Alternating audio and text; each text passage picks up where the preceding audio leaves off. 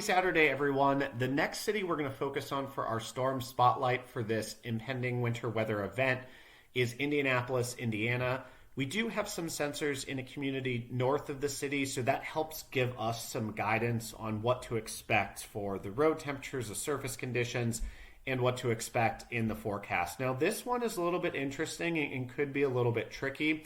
We do have a snow event right now, but for a max snow depth of 1.6 inches. So not these massive snow amounts that we've been seeing from the National Weather Service or maybe your local news in the area.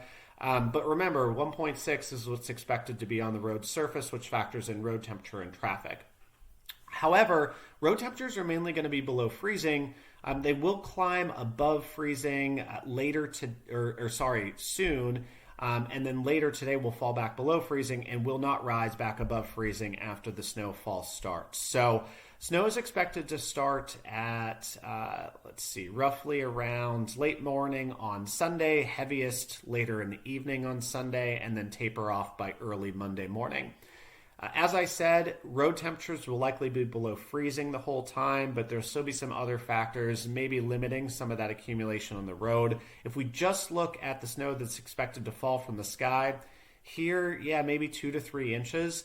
And I think that's because where the band sets up is going to be very, very important. So let's go to the map. We'll take a look at the radar. It really is going to be key where that heavy snowfall band sets up, because otherwise it might just be light snowfall. So going into the morning, this is when the snow starts to move into the area. As we get into the afternoon, the snow continues to overspread the area. And then going into the late evening, this is Monday evening at this point, the snow pulls away. So right now, the heaviest snow band, according to our model and our system, is going to be south of Interstate 70. So this community north, we'll definitely see snow, but it should be on the lighter to moderate side. So looking at snow intensities for this location, we have about 0.3 inches per hour at the peak.